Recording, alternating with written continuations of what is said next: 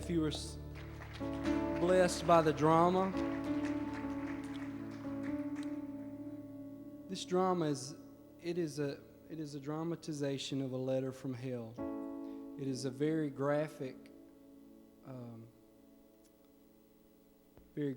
piece, but I know that it will make you think long and hard about what is really going down in this. Y'all be blessed.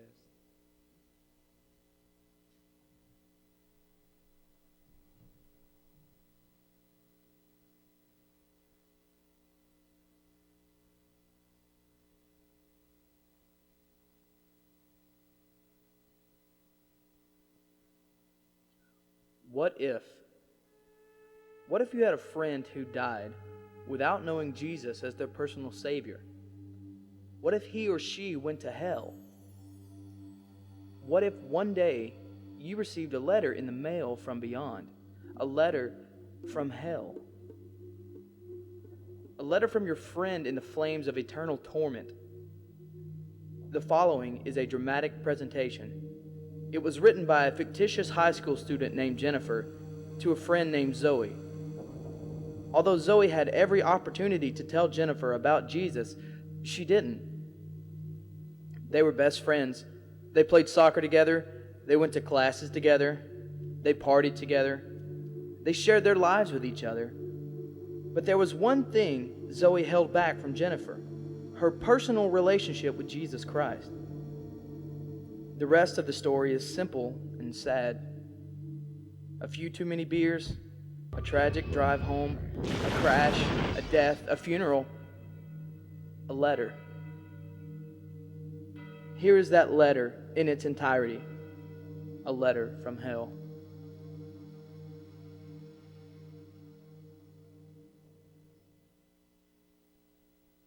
Dear Zoe, I died today. It's a whole lot different than I expected.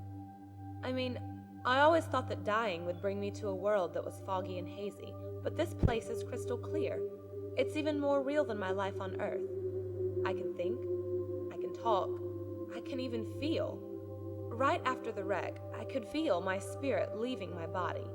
It was the weirdest thing, Zoe. I thought I heard you screaming out to me. I must have been just imagining things.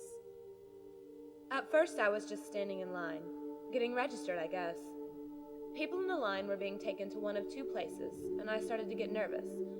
When it was my turn, they asked me for my name and began to look in this thing they called the Book of Life. I guess they couldn't find it, though, because this dark angel standing next to me grabbed me by the arm and started dragging me away. I was terrified. I had no idea what was going on. I asked the angel where he was taking me, but he didn't answer. So I asked him again.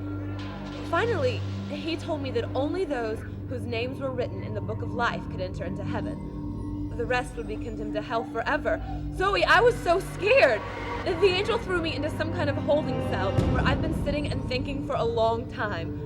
But you want to know what I've been thinking about? I've been thinking about you, Zoe. Zoe, you're a Christian. You told me so yourself. I mean, we talked about it 3 different times today. Kelly brought it up and you laughed it off. Coach Adams brought it up and you changed the subject. I mean, it came up right before the wreck. The question that I can't get out of my mind is, why haven't you ever told me about how to become a Christian?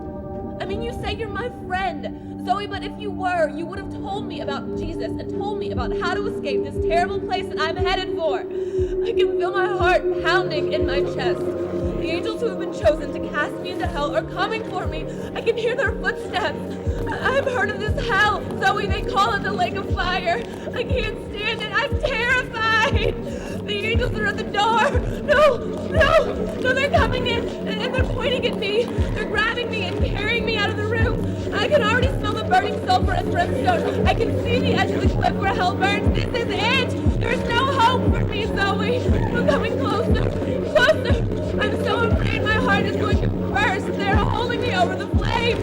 I'm dead forever. This is it, Zoe. They're throwing me in fire. Pain. Hell. Why didn't you ever tell me about Jesus?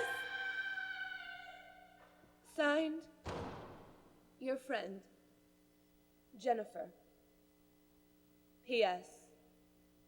Wish you were here.